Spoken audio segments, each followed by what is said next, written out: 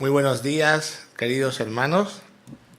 Nuevamente el Señor, en su gracia, me permite compartir la palabra con vosotros. Y bueno, el título del sermón que traigo para vosotros hoy es Una iglesia con propósito verdadero. Para el que no lo sepa, yo creo que todo el mundo lo sabe ya, estamos haciendo un curso de evangelismo, ¿no? Ya llevamos tiempo con él. Y porque uno de nuestros anhelos, como no puede ser de otra manera, es compartir el Evangelio del Señor con el perdido. Eso es el motivo y el motor de la Iglesia. Aparte de que, como Iglesia, cuando nos reunimos, nos congregamos, nos animamos unos a otros, recibimos la palabra para ir cambiando cosas, pero lo más importante es compartir. Aparte de eso, es compartir las buenas nuevas con el perdido. Entonces, en el curso que estamos haciendo, para aquellos que no vienen, que se lo están perdiendo, para animarles, hemos visto cosas que estamos empezando, estamos como viendo lo que falla, ¿no? Para poder mejorar y ser más útiles en manos de Dios. No podemos pensar que somos los más guapos, que ya lo sabemos todo, ¿no? Y que, bueno, necesitamos ser humildes, porque Dios no quiere personas autosuficientes. Entonces, si una iglesia es autosuficiente, tampoco va a ser útil en manos del Señor. Entonces vimos algunos datos que lo quiero compartir como introducción al sermón, ¿verdad? Vimos cosas que fueron muy tristes, que a todos nos dolió, o yo sé que sí. A mí particularmente cuando lo preparé me chocó, ¿no? Ver que, por ejemplo, en el año 1991, ¿no? 11.500 iglesias dieron reporte de sus campañas evangelísticas de 294.000 decisiones tomadas por Cristo, ¿no? Personas que tras escuchar el Evangelio se entregaron a Él y que al año el 95% de esas personas habían desaparecido. De esas 294.000 solo quedaron 14.337. Pues es muy triste, ¿no? Nuestros hermanos de las Asambleas de Dios, entre 1995 y 2005, habían hecho un reporte mundial, estamos hablando de 10 años, 5,3 millones de decisiones tomadas por Cristo. Diríamos, qué bien, la cosa funciona, ¿vale? Pues a los 10 años, el 96% de esos 5,3 millones habían quedado solo 212.000. O sea, el 96% habían desaparecido. Estos datos son terribles, son desoladores, pero es un toque de atención, ¿no? Yo le hablaba con Nena sobre el tema de las matemáticas. Las matemáticas son exactas y son realidades que nos hacen... es una piedra de toque, o sea, no podemos negar lo que está pasando en general, ¿vale? Entonces luego, por la parte que nos toca, pues tendremos que ver lo que nos aplicamos a nosotros, ¿no? Y hemos ido hablando de por qué, ¿no? En el curso, ¿por qué pasaba esto? Y hoy traigo esta reflexión. Pues en parte todo esto pasa porque se predica un evangelio light, lleno de promesas vacías, se quitan las barreras que el mismo evangelio trae de por sí, ¿verdad? Se habla de una salvación sin una necesidad de cambio de vida, sin arrepentimiento, porque hablamos que si yo pregunto aquí, o me voy a la calle, imaginaos, ¿no? Vamos a la Plaza Roja, ¿quién se quiere ir al infierno? ¿Sufrir el castigo eterno? Pues nadie, ¿eh? O sea, ¿quién va a querer? Es que solo una persona con un problema mental, ¿verdad? O que viva en una oscuridad muy grande, te puede decir, no, en el infierno habrá fiesta, yo voy a estar bien allí. Por su ignorancia, ¿verdad? Pero sabemos que es un destino que hay que esquivar. A medida que fuimos viendo, vimos también que hay algo que nos toca también a nosotros. Hay muchas de esas personas, de esos datos terribles, que abandonan la fe por algo muy importante. No solo porque no le predicaron bien, sino también porque estuvieron en la iglesia y vieron un mal testimonio. Vieron vidas incongruentes. Personas que de labios para afuera tenían al Señor en su boca, pero sus vidas reflejaban otra cosa. Y hay muchos testimonios de esos y de personas que se van al mundo porque dice, bueno, si entre ser cristiano y no, si aquel, como hoy hablábamos, ¿no? Es la hipocresía, ¿no? Decíamos, todos tenemos una medida de hipocresía, pero cuando esa medida de hipocresía es superlativa, claro, la gente dice, anda ya, yo ¿para qué voy a ir el domingo a la iglesia? Si el otro día estaba en el bar, iba doblado, iba borracho. Pues yo me voy al bar, me emborracho, pero no voy a la iglesia, no pierdo el tiempo. Eso influye. Sabemos que la salvación que nos ofrece el Señor es maravillosa. Es un regalo de Dios por la fe, ¿no? Por la fe, sin obras que nosotros podamos hacer, no podemos ganarnos nuestra salvación. Pero el Señor puso unos términos para esa salvación, que es un regalo.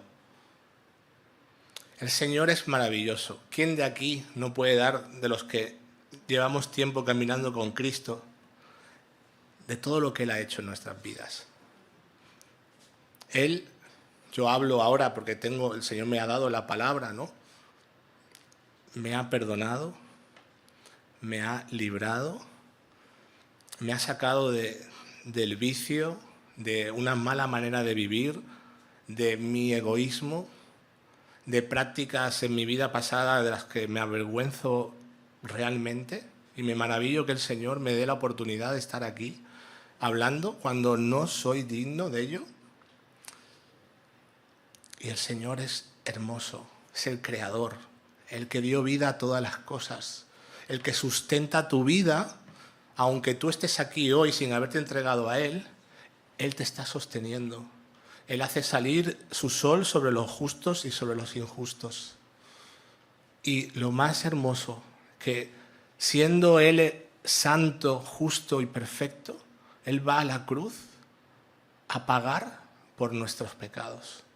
Eso es maravilloso, un Dios de amor. Pero no nos podemos quedar ahí porque Jesús no se quedó ahí. Y Jesús es nuestro modelo evangelístico.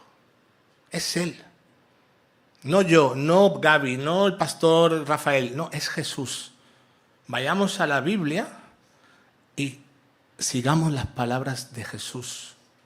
Y entonces veremos cosas que ocurren, veremos milagros, ¿no? Cristo no puede ser tu Salvador si no es primero tu Señor y tu Rey. Lo voy a volver a repetir. Cristo no puede ser tu Salvador si no es el Señor de tu vida y es tu Rey. No puedes decirte creyente y vivir conforme a tus valores, a tus ideas, a tus leyes propias. Y no estoy predicando de perfeccionismo. Lo que estoy diciendo es cristianismo básico, hermanos. Aunque todos pecaremos y pecamos todos los días, podemos pecar porque somos pecadores, ¿verdad? Pero sabemos que abogado tenemos, ¿no? Que es Cristo. O sea, en el cielo no van los que se portan bien, ¿no? Sino van aquellos que han reconocido sus pecados y han puesto su fe en el Señor. El Señor nos limpia cada día. Pero esto jamás puede ser una excusa para vivir una vida donde Cristo es mi ayudador, Cristo es mi muleta, lo tengo para que me solucione los problemas, pero no es mi Señor, tampoco es mi Rey, es mi ayudador, como el que va a la máquina expendedora a por la chuche, a por el Kit Kat, ¿verdad? Si me queréis acompañar en la lectura, vamos a leer juntos Mateo 10, del 37 al 39, para ir viendo cómo el Señor, como estoy diciendo, la salvación es un regalo maravilloso por gracia, por medio de la fe, pero el Señor puso unos términos. Y nosotros, si queremos disfrutar de esa salvación, tenemos que entender lo que Jesús dijo.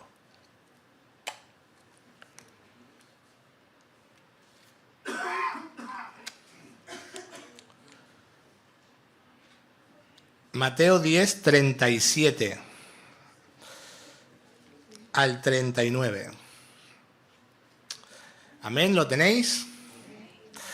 Muy bien. El que ama a padre o madre más que a mí no es digno de mí. El que ama a hijo o hija más que a mí no es digno de mí. Y el que no toma su cruz y sigue en pos de mí no es digno de mí. El que haya su vida la perderá, y el que pierde su vida por causa de mí la hallará. Voy a leer el último versículo, 39. Sabéis que yo me encanta la Nueva Traducción Viviente porque le da el lenguaje actual y en muchos textos se entiende mejor. Amo la Reina Valera, yo preparo mis sermones con la Reina Valera, pero a veces busco textos en la NTV porque se entienden mejor a un lenguaje de ahora. La NTV dice, el 39, si te aferras a tu vida, la perderás, pero si entregas tu vida por mí, la salvarás. Amén. Entonces, vamos a dar, son palabras, ¿verdad? Es que Jesús, un día lo dijimos, si Jesús predicara en las iglesias, no le dejarían en muchos sitios. Si no lo conocieran, dirían, ese predicador es un legalista, que se baje del púlpito. Y es el Señor, ¿eh? Si el Señor viniera disfrazado a predicar, no le dejarían predicar en más de un sitio. Vamos a buscar Lucas 14, del versículo 25 al 33. Hoy os voy a dar faena un poquito. Es bueno que saquemos la Biblia.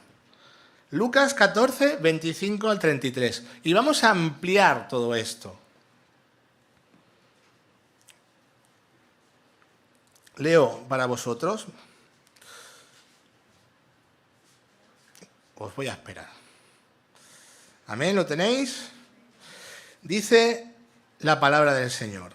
Grandes multitudes iban con él, y volviéndose les dijo, si alguno viene a mí y no aborrece a su padre y madre y mujer e hijos y hermanos y hermanas, y aún también su propia vida, no puede ser mi discípulo.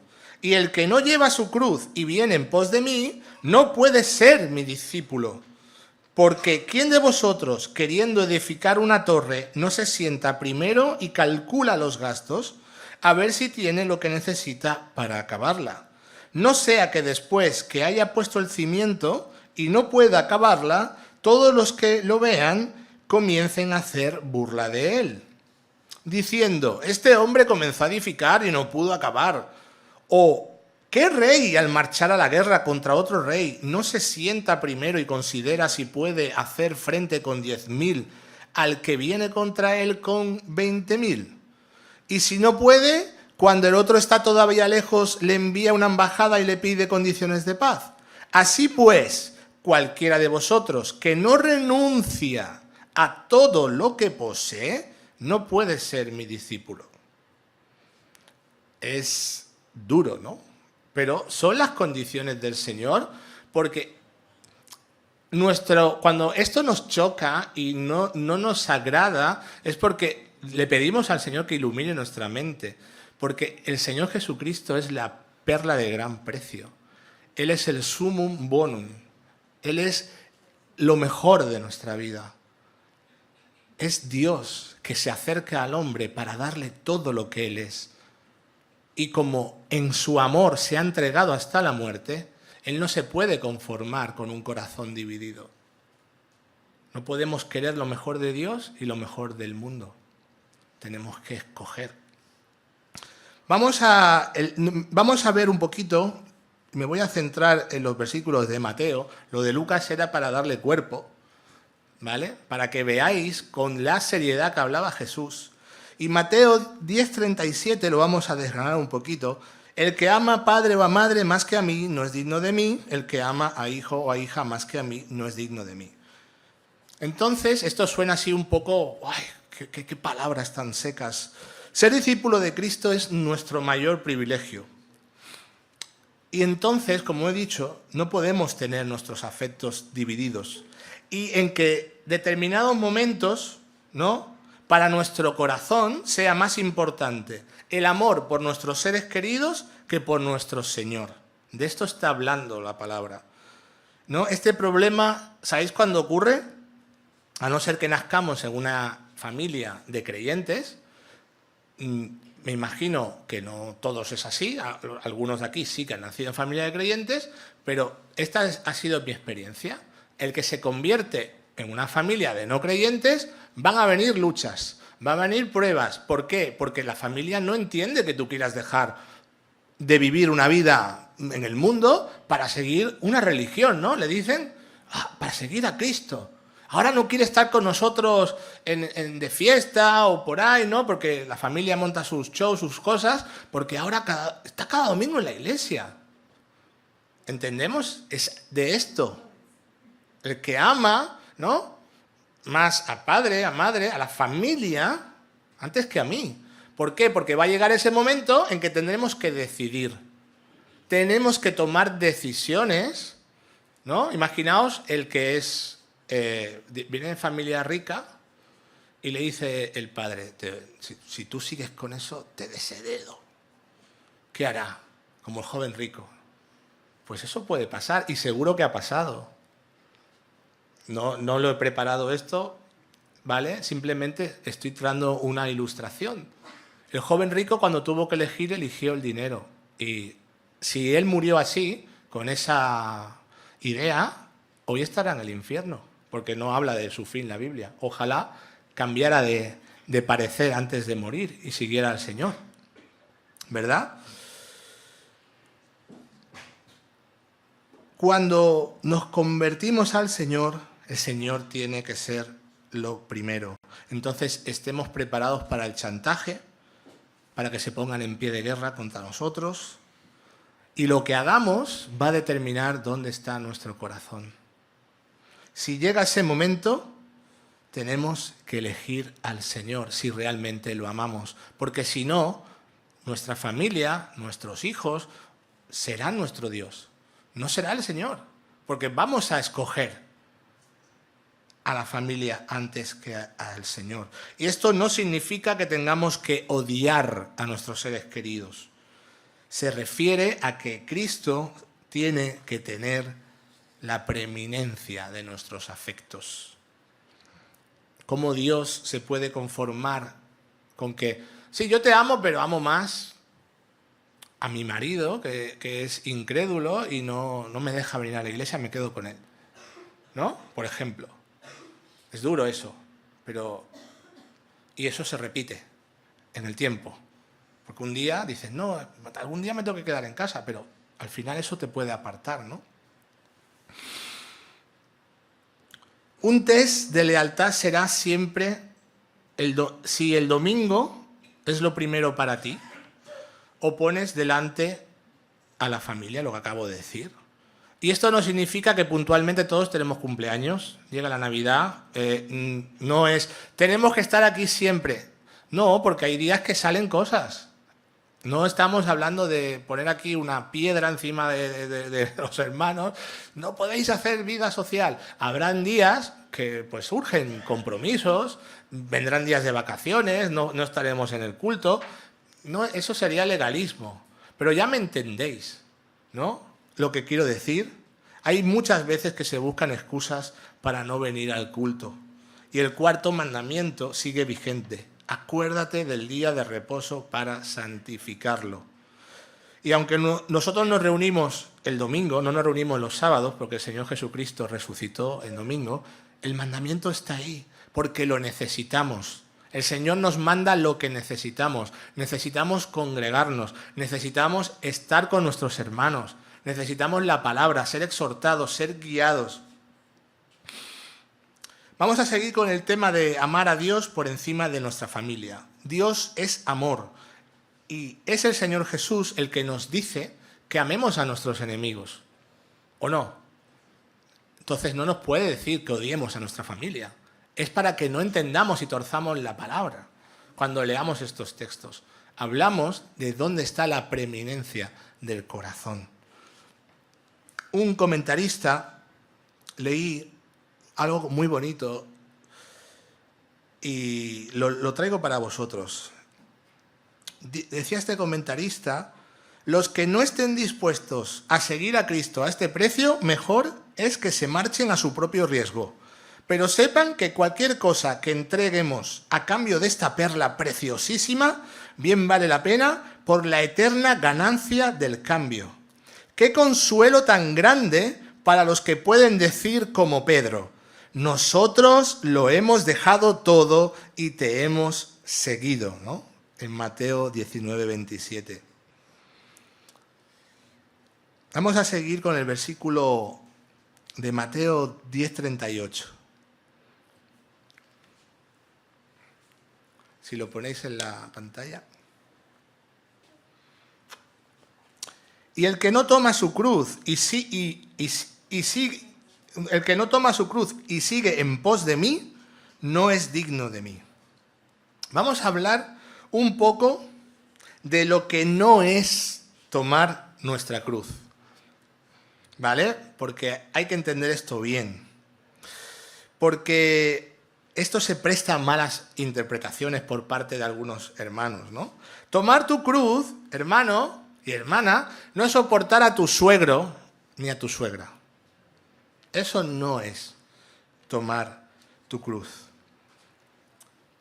Ni a tu esposo o esposa, o a tus hijos, o cualquier familiar con el que no te lleves bien. Eso no es tomar nuestra cruz. Tomar tu cruz no es soportar a ese hermano de la iglesia que siempre te pone a prueba y te saca de tus casillas. Eso no es tomar tu cruz. Tomar tu cruz no es soportar enfermedades, faltas o carencias de la vida. Todas estas cosas nos ponen a prueba. Es cierto, y tenemos que pedir ayuda al Señor para glorificarlo en medio de estas situaciones que nos vienen dadas o por la vida misma, porque todos vamos a enfermar, nos va a faltar la salud en algún momento, o por nuestras malas decisiones o las decisiones de otros. Vienen pruebas, pero eso no es tomar la cruz del Señor. Vamos a hablar qué es la crucifixión, para entenderlo. Ya hemos hablado aquí muchas veces, pero tenemos personas que nos visitan que seguramente no se han visto los sermones del YouTube. Y vamos a hacer una breve mención de la crucifixión, para entender lo que los judíos entendían y los discípulos de Cristo entendían por tomar la cruz. La crucifixión fue uno de los métodos de ejecución más crueles y simbólicos de la antigüedad, alcanzando en Roma la más refinada y despiadada expresión. Esta práctica de la crucifixión empezó más o menos en el año 705 al 681 a.C. Fue practicada por los asirios, por los babilonios, los persas y los fenicios. Y de verdad era terrible lo que ellos hacían. Los romanos convirtieron la crucifixión como un instrumento de terror político y humillación pública, reservada para los esclavos, los rebeldes y los criminales de la peor calaña. En el proceso de la crucifixión se flagelaba al preso con un látigo que tenía incrustados trocitos de hueso o de metales. Será el flagelatio, con el flagrum, wow, es que el latín, ¿vale? El condenado tenía que cargar el patibulum hasta el lugar de ejecución, la cruz, ¿no? El madero. Tenían que cargar, no solo ser azotados hasta prácticamente la muerte, desgarrados, sino que también tenían que llevar el madero hasta el lugar de su propia crucifixión, donde era fijado con clavos o cuerdas, ¿verdad? Y también ellos, los romanos, añadieron el sedile, o el sapedaneum. Uf, qué mal hablo yo en latín. Esos apoyos que retardaban la muerte por asfixia, para que encima de sufrir clavados, desangrándose, se ahogaran, allí tuvieran esa muerte agónica. Realmente eso era terrible. Cicerón lo calificó como crudelissimum taeterrimum supplicium. Estoy suspendido en latín, ¿vale? Suspendido. Él decía, es el más cruel y repugnante de los castigos, indigno incluso de ser mencionado por un ciudadano romano, ¿no? Horrible. O sea, era decir, coger tu cruz, todos entendían esto. Somos nosotros que por el que estamos separados en el tiempo, que nos falta ese punto de entendimiento. Los discípulos entendían muy bien lo que era tomar la cruz. Tomar tu cruz no es otra cosa que, si se da el caso, tienes que estar dispuesto a morir por Cristo y su causa, hermanos. Y sin dudarlo, llevar nuestra voluntad a esa cruz con ello. Ese es el testimonio de la Iglesia de Cristo durante siglos. Yo, esta mañana, haciendo mi devocional, antes de venir, pues yo oro con música de piano. Me pongo un piano suave porque me ayuda a concentrarme y oro. Y hoy voy buscando el piano para orar y me ha salido un vídeo de Puertas Abiertas sobre la persecución de nuestros hermanos en Nigeria. Me ha destrozado, de verdad. Me ha quebrantado, me ha descolocado. Digo, Señor, qué duro. Pero el Señor quería que lo viera antes de venir a predicar. Tenemos en Nigeria, millones de desplazados, hermanos que lo han perdido todo. Yo he visto, este vídeo lo compartiré por el grupo con el permiso del Gaby para que lo veamos y oremos por ellos. Pero de verdad, sale un pastor que da testimonio mientras lo graban. Y a mí se me ha partido el corazón. Vivían en unas chabolas hechas de trozos de plástico con cartones por dentro, en 1,5 metros, familias de 4. Bueno, el campamento era, yo digo, esto es dantesco. Y allí estaban por fidelidad al Señor. Porque es muy fácil, van a por ellos, los persiguen, los tirotean, pero si renuncian a Cristo y se convierten al Islam, ya está, les perdonan la vida. No pasa nada. Y ellos, ahí están. Para que veamos, yo me he sentido tan, digo, Señor, no me siento digno. Al ver este sufrimiento de estos hermanos, de este pastor que está allí predicándole a gente en unas situaciones tan duras, me he sentido tan mal. Nosotros tenemos un privilegio tan grande de estar aquí, de poder reunirnos, de poder alabar al Señor, de poder predicar su palabra. No somos conscientes. Oremos por ellos. En la época del Imperio Romano, según la cultura de aquel entonces, el César era considerado una divinidad. Para ellos era un dios. Y el cristianismo chocaba de lleno con su cultura porque negaba esta premisa. Cuando nuestros hermanos del pasado, de la iglesia primitiva, sufrieron la persecución, eran apresados y puestos a prueba. Vamos a leer Romanos, capítulo 10, del 8 al 10, para entender todo esto de la fidelidad al Señor, de morir por el Señor. Romanos 10, del 8 al 10. Perdón, versículo del 9 al 10. ¿Sí?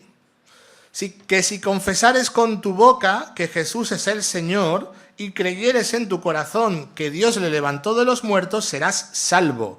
Porque con el corazón se cree para justicia, pero con la boca se confiesa para salvación. Estos textos siempre se utilizan para el evangelismo, ¿verdad? Pero normalmente, por nuestro desconocimiento quizás del contexto, nos falta qué hay detrás de esos textos. No es una salvación fácil lo que ofrecen esos textos. El contexto, lo que estaba ocurriendo cuando Pablo escribió esos textos, era que venían los soldados, se metían en casa del cristiano, espada en mano, y se la ponían en el cuello. Y le decían, el César es el Señor. El César es Curios. ¿Sí o no? Y el cristiano decía, no, Cristo es el Curios, Cristo es el Señor. Entonces, esa confesión con su boca les costaba la vida. Morían en ese mismo momento. Y si no, eran llevados al circo y eran quemados o eran echados a las fieras. Entonces, entendamos lo que dice ese texto en verdad. Por eso la confesión de esto, de confesar al Señor con tu boca, en Romanos 10, tiene ese valor. Porque aquel que confiesa a Cristo a costa de su vida, no puede dar más testimonio que ese. Se entrega con todo, porque sabe lo que le espera la gloria. Este sería el ejemplo más extremo, ¿no? También Hebreos 13 al 14 lo leo para vosotros. En Nueva Traducción Viviente. Salgamos al encuentro de Jesús fuera del campamento y llevemos la deshonra que él llevó. Pues este mundo no es nuestro hogar permanente. Esperamos el hogar futuro. Como decía también Pedro en 1 de Pedro 2:21, pues para esto fuisteis llamados, porque también Cristo padeció por nosotros, dejándonos ejemplo, y para que sigáis sus pisadas. Entonces, hermanos, tenemos que reflexionar. ¿A qué estamos dispuestos a renunciar por causa de Cristo y su Evangelio? ¿Estaríamos dispuestos a morir si hoy vinieran, como les pasa a nuestros hermanos en África? Dice Mateo 10:39, el que ha hallado su vida la perderá, y el que ha perdido su vida por mi causa la hallará. Si te aferras a tu vida, la perderás, pero si entregas tu vida por mí, la salvarás, dice en la NTV. El Señor Jesucristo habló tan claro que creo que ninguno de nosotros tenemos escapatoria. Podemos poner excusas mentales, hacernos los suecos, que se dice, pero la palabra es lo que ha dicho el Señor. Yo creo que todo, no necesitamos aquello de, el griego dice, o no, porque aquella no hace falta que vayamos ni al griego ni al hebreo. Cristo quiere que entendamos claramente lo que le espera a su pueblo.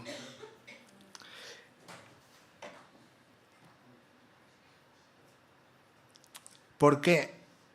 Porque nosotros tenemos la tendencia de que anteponemos nuestra voluntad a lo que dice el Señor. Lo de la muerte, dar su vida por el Señor, es lo más extremo.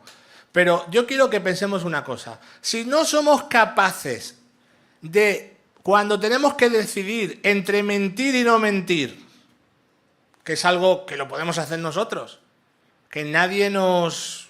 ¿verdad? Ahí no hay una espada detrás. Pero elegimos la mentira.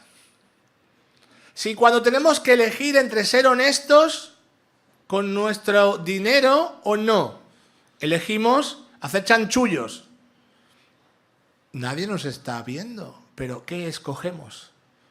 ¿Entendéis? O sea, tenemos muchas decisiones que hacer y tomar en nuestra vida donde nadie nos presiona, pero constantemente vamos defraudando al Señor. Entonces, si esta es tu tónica de vida, de vivir una mentira, yo te aseguro que cuando vengan a por nosotros, porque la persecución llegará, ojalá no seamos nosotros, pero nos puede pasar, cambien las cosas y vengan a por los cristianos. Aquel que vive dando la espalda a Dios ahora que nadie le persigue, va a ser el primero en saltar del barco, cuando realmente el cristianismo cueste tu vida. Entonces hay que reflexionar. Ahora voy a decir lo que sí, que es coger tu cruz. Coger nuestra cruz y negarnos a nosotros mismos es darle la prioridad al Señor en nuestro tiempo libre, por ejemplo. Porque nos encanta divagar y nos pasamos horas delante del televisor, de las series, o haciendo así. ¿Sabéis con lo que dice las estadísticas? Ahora, real. Y ahí estamos nosotros. Pasamos, salvo que en tu caso no lo hagas, porque siempre no, esto no es absoluto, 8 horas al día entre televisión y móvil. 8 horas al día. Todos, más o menos. Entonces yo te pregunto, hermano, ¿cuánto tiempo le dedicas al Señor? ¿A la oración? ¿A la lectura de la palabra? No, es que yo hago el devocional del Gaby. Menos mal. Y que sigamos haciéndolo. Pero cuando vemos las horas que tiene el día y en qué dedicamos nuestro tiempo, que cada uno se examine en esa área, si puede mejorar y dedicarle más tiempo al Señor. Y deleitarnos en Él, ¿verdad? Porque ahí encontraremos grandes cosas. Y no dejarnos llevar por todo lo que el mundo nos ofrece a través de el escaparate de la vanidad. Como dice Proverbios 4:23, sobre toda cosa guardada guarda tu corazón, porque de él mana la vida. Coger nuestra cruz voluntariamente, hermanos, es servir a Cristo y a su iglesia. Eso define nuestro destino. En el juicio final hay dos grupos. Los que son de Cristo a la derecha, sus ovejas, y los que no son de Cristo a la izquierda. Eso está en Mateo 25. Los de la izquierda son las cabras. Nosotros somos ovejas o cabras. Ovejas. Ovejas. Vale. Pero ¿cómo se comporta una oveja según el Señor? Dice en Mateo 25:34 que y eso es ese es nuestro anhelo. Por eso hacemos todo lo que estamos haciendo. Cuando yo le llamé al sermón de hoy una iglesia con un propósito verdadero, porque eso es lo que deseamos. Deseamos que la iglesia del Señor en Ciudad Meridiana brille, que seamos santificados progresivamente, que dejemos atrás todas las cosas que nos separan y que seamos útiles en las manos del Señor para escuchar esto. Entonces el Rey dirá a los de su derecha, venid benditos de mi Padre, heredad el reino preparado para vosotros desde la fundación del mundo.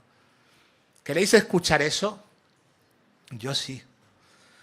Los herederos del reino cogieron su cruz y dejaron de servirse a sí mismos para servir a sus hermanos y por extensión a la iglesia, que es el cuerpo de Cristo. Son los que cubrieron las necesidades de sus hermanos, le dieron de comer al hambriento, de beber al sediento, de vestir al desnudo, y visitaron al que estaba en la cárcel, al que estaba enfermo. Son los que con sacrificio suplieron las necesidades materiales de la obra del Señor. Porque la ofrenda es espiritual. Porque esto no está aquí porque sí. Está por un sacrificio de los hermanos. Y nos encanta, ¿no?, poder disfrutar de este local. Pues el local es con el sacrificio de aquellos que ofrendan. Para que esto sea una luz en medio de las tinieblas de Ciudad Meridiana. Que hay tinieblas en este barrio. Dios no quiere una fe de domingos, sino un amor real que nace de un corazón transformado porque realmente se entregó al Señor. Y sus obras Estas obras son la evidencia de que eso ha ocurrido.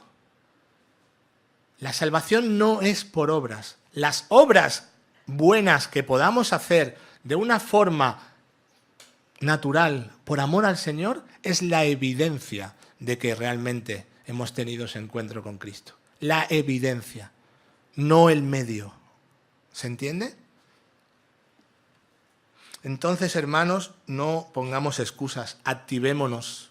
Que servir a la iglesia, a los hermanos, no sea un problema. Que aquí todos tenemos dones maravillosos. ¿Por qué estás desocupado si estás desocupado? Hay necesidad, hay niños que atender, hay enfermos, hay que predicar el evangelio, hay tratados que dar, hay cosas que cocinar para dar a las visitas. ¿Quién está aquí ocioso? Que hable con Gaby. Seguro que le buscará faena. Y hermanos, no esperemos que nos toque por calendario fregar los platos. Si vemos necesidad, levántate, ayuda. Si somos una familia, no tiene que venir nadie a decirte, oye, ves a fregar. Tiene que salir de nosotros. Porque nos amamos. Yo en mi casa sirvo a mi mujer. Mis hijos se levantan y les pongo el desayuno. Para mí es un privilegio ir a un hermano y ponerle un café. Coger nuestra cruz es sacrificar nuestra visión de cómo vivir la vida y cambiar aquello que veníamos haciendo por lo que Dios dice en su palabra para descubrir que lo que Él ha mandado siempre ha sido lo mejor. Porque detrás de todos nuestros fracasos están nuestras propias decisiones. Porque somos orgullosos, porque queremos vivir a nuestra manera. Porque muchas veces nos cansamos de decir las cosas desde aquí, desde los estudios. Da igual, por aquí me entra, por allí me sale. Pero luego no te quejes de las consecuencias en tu vida cuando fracases. Vamos a leer Romanos 12, 1 y 2 en Nueva Traducción Viviente.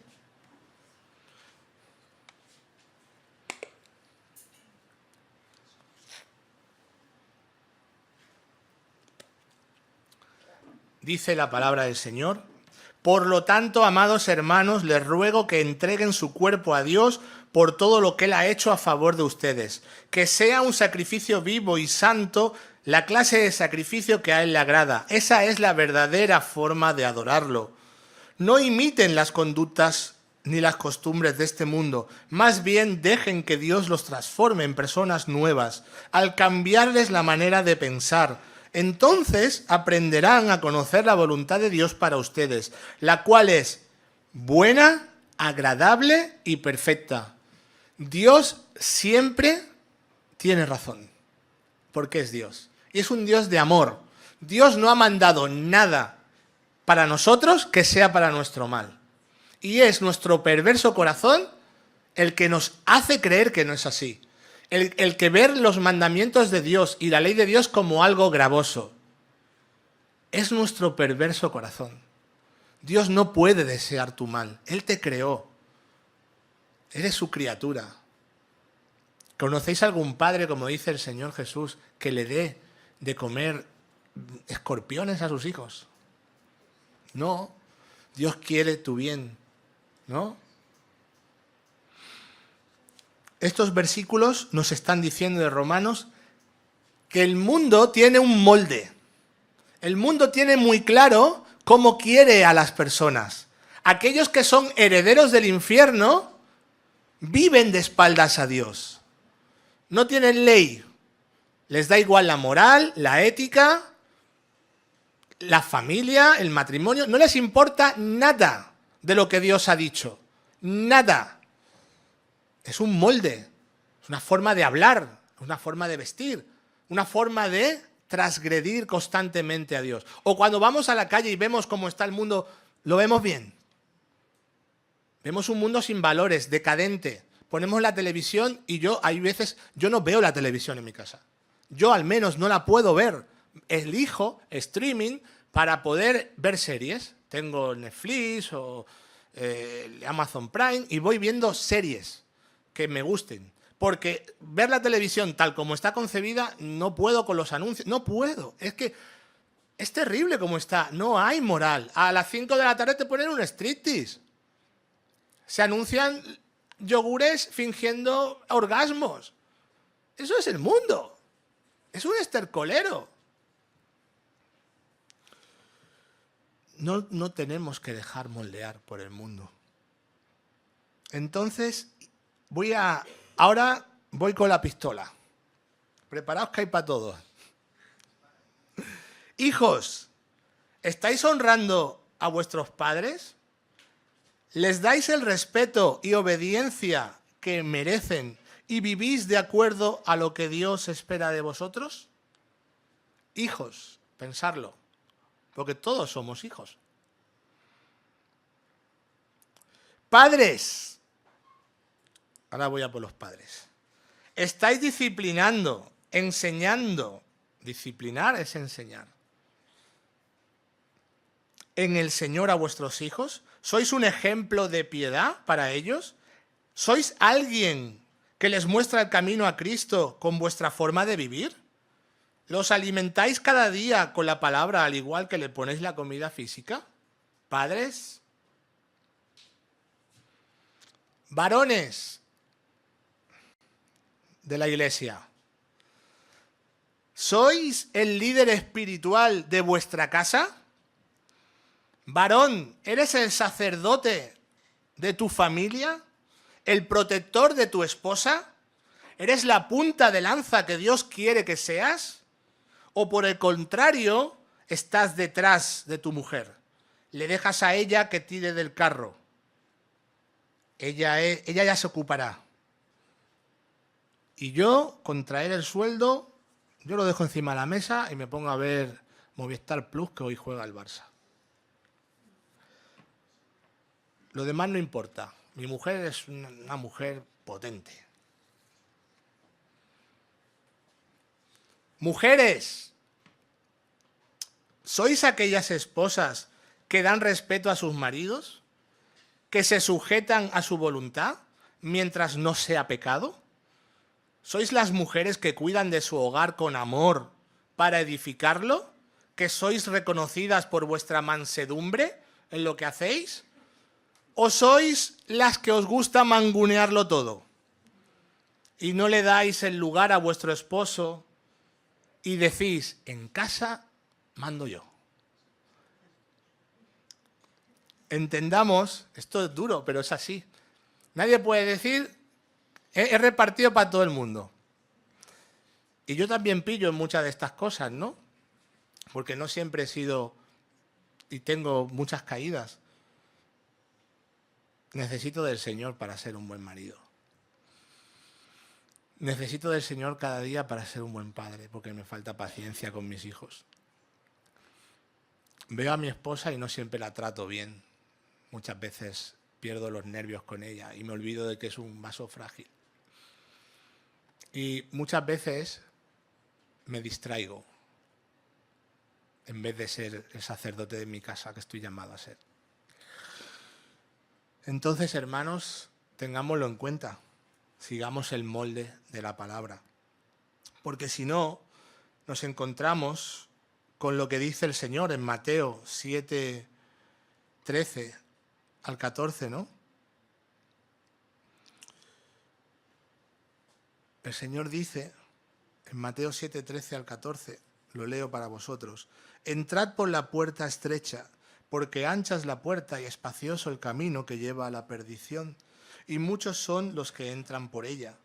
Porque estrecha es la puerta y angosto el camino que lleva a la vida, y pocos son los que la hallan. ¿Estamos dispuestos, hermanos, a sacrificar la forma en la que hablamos? ¿Estamos dispuestos a sacrificar por Cristo la forma en la que juzgamos las cosas? ¿O vamos a seguir con la ética del mundo? ¿Estás dispuesto, hermano, a que sea Dios y su ley tu nueva vara de medir? ¿Estás dispuesto, hermano, a sacrificar tus viejas costumbres, incluso la forma en la que vestías, para darle la gloria a Dios? ¿O seremos como los fariseos, a los cuales denunciaba Cristo con estas palabras en Mateo 15:8. Este pueblo me honra con sus labios, pero su corazón está lejos de mí. ¿Dónde estaremos nosotros? ¿Con los que sacrifican su propia forma de ver la vida y quieren que Jesús gobierne? ¿O somos como los fariseos que hoy venimos aquí, le cantamos al Señor, pero en mi vida mando yo? Si hoy estás aquí sin el Señor y te has dado cuenta de que tu vida está vacía, de que llevas tiempo tomando malas decisiones, cosechando el fruto de tus fracasos, de estar constantemente diciendo, aquí mando yo sé, yo entiendo, tú déjame. ¿Y cómo has acabado? Sin Dios, estrellado. No te queda otra. El pecado se disfruta por un momento, porque si no nadie pecaría. Pero el fruto del pecado es la muerte.